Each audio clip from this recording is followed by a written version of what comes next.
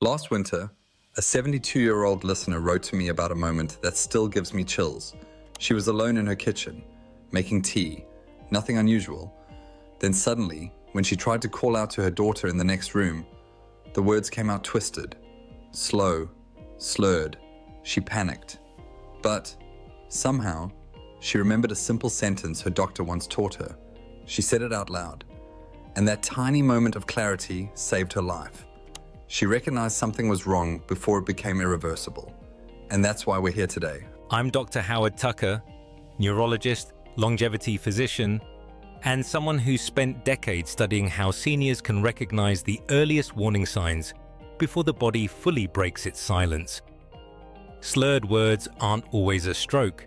Sometimes it's low blood pressure, sometimes dehydration, sometimes nerve fatigue that seniors mistake for just getting older.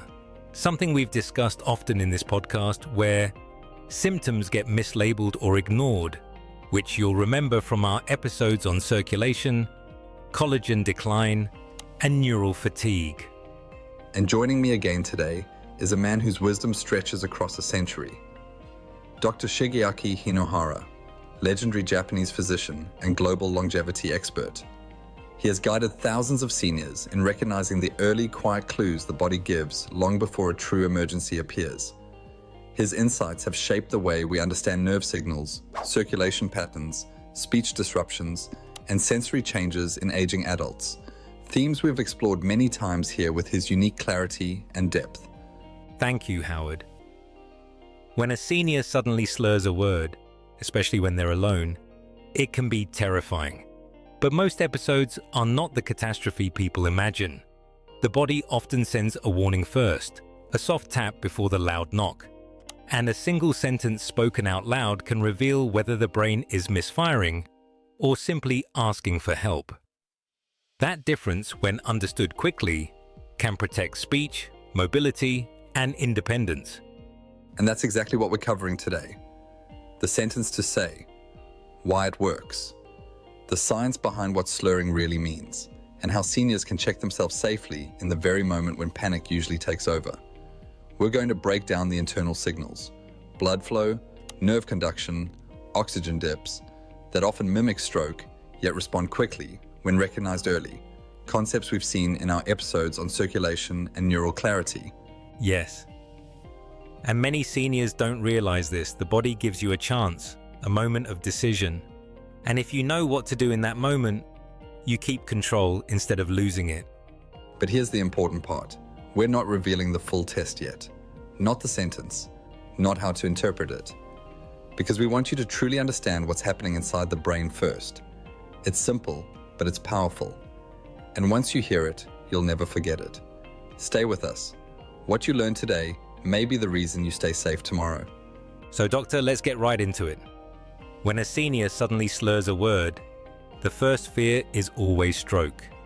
And yes, it can be a stroke. But as we've seen across so many clinical cases, and even in our episodes about circulation and nerve fatigue, the body has multiple ways of creating that same sensation without actual brain damage. Sometimes it's a temporary drop in blood flow. Sometimes it's low glucose, dehydration, or even a momentary misfire between the tongue and the brain, especially in seniors who already struggle with morning fog or low circulation in the neck and face, patterns we've discussed in our memory and posture episodes. Exactly, Howard. And here's what most people don't realize. Speech is delicate, very delicate. It depends on oxygen, nerve conduction, facial muscle coordination, and cognitive clarity happening all at once.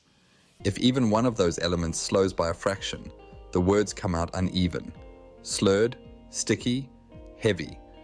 But that doesn't always mean a blood vessel has burst or a clot has formed. In fact, mild speech disturbances often show up during dehydration, poor sleep, sudden changes in blood pressure, or drops in circulation, especially in seniors whose second heart muscles in the legs and neck don't always keep blood moving efficiently to the brain, something we broke down in our circulation series. And here's the good news. These temporary lapses often correct themselves when we address the underlying cause. But the trick is knowing the difference between a temporary disruption and an emergency. That's where the sentence we're teaching today becomes incredibly important. It's simple, it's fast, and it gives you immediate clarity about what's happening inside your brain. We're going to walk through exactly how it works. But first, doctor, explain something you've told me many times off air. The brain doesn't fail silently. It gives a signal first. Yes, Howard. A soft warning, a wobble, a tug, and speech is often that first signal. The tongue becomes slow, the lips feel heavy, the timing between thought and sound becomes delayed. And seniors often brush this off as fatigue. But when you speak one structured sentence out loud, the brain must coordinate breath, tongue, lips, memory, and timing in under a second. If the brain can do that, you're likely dealing with a temporary disruption. If it cannot, that is when we take action immediately. And that's why this episode matters. Slurring doesn't always mean danger, but it always means awareness.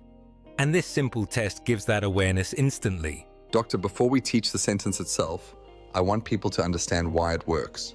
Because this isn't a tongue twister. It's not a trick. It's a neurological check. A fast one. A safe one. And we chose it because it forces the brain to do three things at the same time: recall, coordinate, and execute. And that combination is exactly what breaks first when the brain loses oxygen or when circulation suddenly dips, which we've seen in seniors with poor leg pump function or neck tension affecting blood flow to the brain. Precisely, Howard. Speech is one of the fastest windows into brain health. Much faster than balance, much faster than memory, and this sentence works because it requires rhythm, timing, muscular precision, and cognitive clarity all in one moment. In Japan, when we evaluate seniors for early cognitive slippage or oxygen dips, we rely on short verbal cues, because the tongue and lips respond instantly to changes that the rest of the body can hide for minutes. The mouth is honest, it doesn't pretend. If something is wrong, it shows immediately. And that's why I love this test. It's not dramatic. It doesn't scare people. It actually gives them reassurance. Because if the words come out clean, smooth, and steady, chances are the brain is functioning well in that moment. Maybe blood sugar dropped. Maybe you stood up too fast. Maybe you skipped water that morning. And your body simply needed a second to reset. We've seen this over and over in our episodes on fatigue, memory fog, and morning clarity. Yes, and that's important. Many seniors panic when they feel the tongue stumble. But panic tightens the chest. It constricts the neck muscles. It reduces oxygen flow even further. And that can make the slurring worse. This sentence breaks that cycle. It forces slow breath. It forces pattern.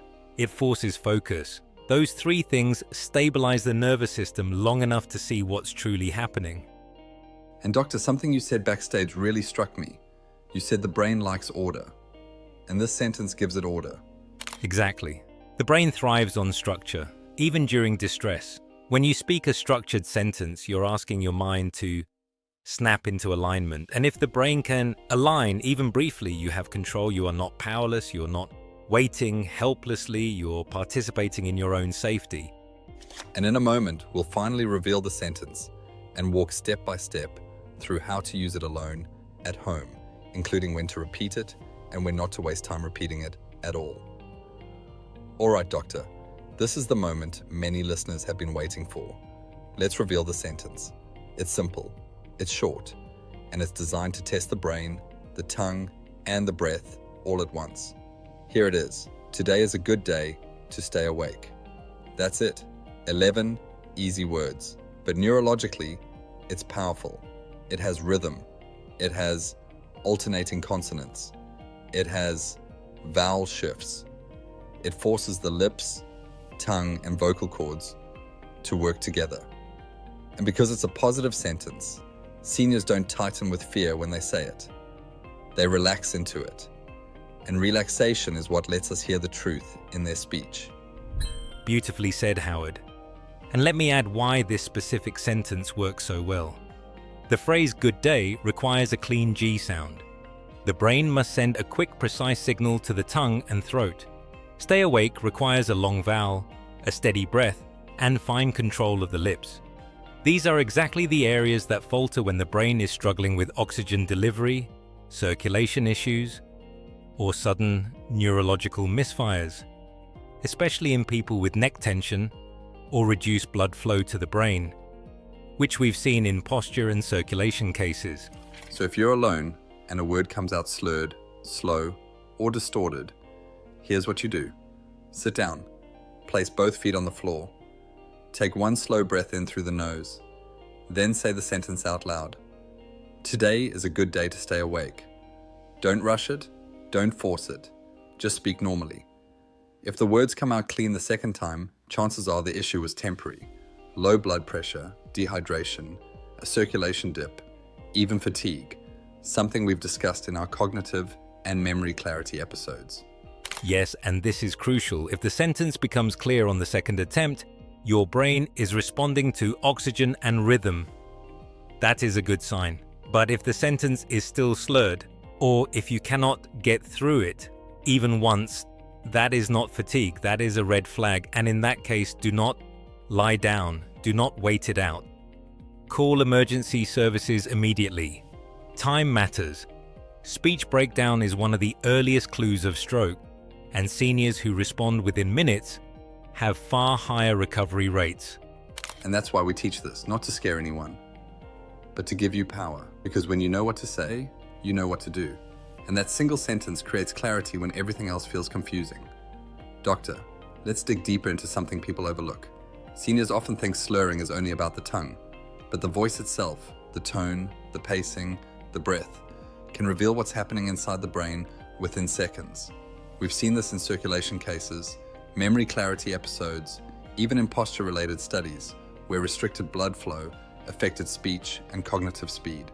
When someone says the sentence, "Today is a good day to stay awake," their entire neurological system is on display. And most seniors don't realize how much their voice can tell us. Exactly, Howard, because speech isn't just sound, it's coordination. The vocal cords need oxygen, the lips need timing, the tongue needs precision, and the brain needs clarity to guide every millisecond of it. When the brain struggles, even briefly, the voice becomes uneven. It may sound thin, shaky, slow, or slightly delayed. These are subtle signs, but they are meaningful. In Japan, we teach seniors to listen not only to the slur, but to the flow. Healthy speech flows like water. Disturbed speech flows like syrup. And this is where many seniors get confused. They think, well, I caught myself slurring, but after a breath, I sounded okay. And they assume that's enough. But the first 30 seconds after the slur matter most, because the brain is still recalibrating. When you speak the sentence out loud, you're essentially giving the brain a small workout. And like any muscle, if it's under stress, you'll hear it in the form of breaks, hesitations, or uneven breath. Yes, and here's another insight most people never hear. The brain tries to correct itself. If the first version comes out slurred, the second attempt tells us whether the brain is recovering or failing. In cases of dehydration or low blood pressure, the second attempt is almost always clearer. But in neurological emergencies, the second attempt often collapses even more. And that distinction helps seniors decide their next step without panic, without guessing. And doctor, let's talk about emotional state. Fear alone can change speech. Seniors who panic tighten their throat. They reduce airflow. They rush the sentence. And that makes everything sound worse. So the breath before the test isn't optional. It resets the nervous system just enough for accuracy. Exactly. A calm body reveals the truth. A frightened body distorts it. And that's why this simple self-check is so powerful. It gives seniors something they rarely feel during sudden symptoms: control. And up next, we'll go through the situations where this test becomes especially important, moments seniors often overlook. Doctor, let's get very practical now, because slurred speech doesn't always happen randomly. There are patterns, situations, little windows where the body is more vulnerable, and seniors often overlook them because they seem harmless.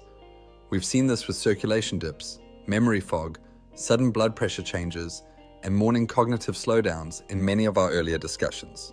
So let's talk about the exact moments when a senior should use the sentence test without delay. Yes, Howard. The first moment is right after standing up quickly. Seniors often rise from bed, feel lightheaded, maybe a little off balance, and dismiss it as just age. But what actually happens is a brief drop in blood pressure.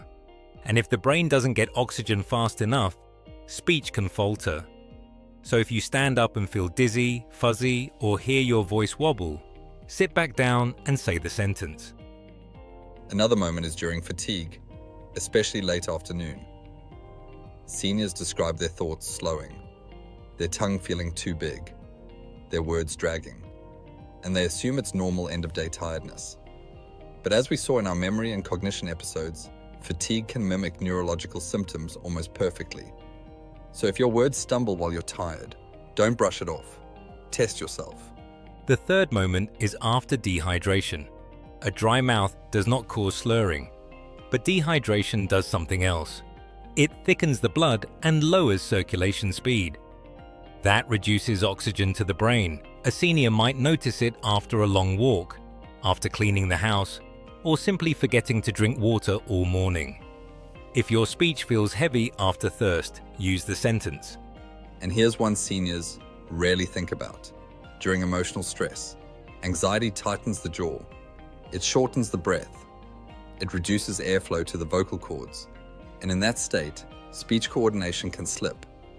Not because of brain failure, but because the nervous system is overloaded. That's why we emphasize the breath before speaking the sentence. It resets that overload. Another moment is right after waking up from an unexpected nap, especially on the couch or in a recliner. Many seniors fall asleep with the neck bent forward. This position restricts blood flow temporarily, a concept we covered in episodes about posture and circulation. If you wake up and your words feel slow, test immediately. And finally, the moment people least expect, during loneliness or being alone for long stretches. When seniors go long periods without speaking, the brain's speech pathways become sluggish. So if you talk after hours of silence and the first word comes out strange, don't panic. Test yourself calmly. These moments matter because they're early whispers, not alarms. And the sentence gives clarity when the body feels unfamiliar. Doctor, before we wrap this conversation, I want to leave our listeners with something powerful. Because now they know the sentence. They know when to use it. They know what their voice can reveal in seconds. But there's one more piece, one more detail seniors almost never hear from their doctors. And it's the part that surprised even me. Yes, Howard, because the truth is this. Slurred words are not the final warning, they are the first one, the earliest clue. The body's quiet signal that something has shifted, and the real secret, the one most people never learn, is that the signal doesn't start with the mouth, it starts much deeper, long before the slur ever reaches your ears. And that's where the story takes a turn. Because in all my years treating seniors, I've noticed a pattern hiding in plain sight. A pattern that shows up hours, sometimes days, before the speech changes. A signal so subtle most people mistake it for nothing at all. But once you recognize it, everything changes. You'll understand why slurring happens, why it appears suddenly, why it fades, why it returns, and you'll know exactly when your brain is asking for help long before the words betray you. And here's the part I want everyone listening to hear. That early signal is something you already do, every day, without thinking. It's a habit so ordinary that most seniors never connect it to their brain health at all. But they should, because when that ordinary habit shifts, even slightly, it reveals more about your brain's stability than any sentence test, any memory quiz, or any balance check. And in our next conversation, Doctor, I want you to reveal it. The earliest warning sign, the one that shows up before slurring, before dizziness, before confusion, the one that could change how every senior listens to their body. Good, because once they hear it, they'll never miss it again.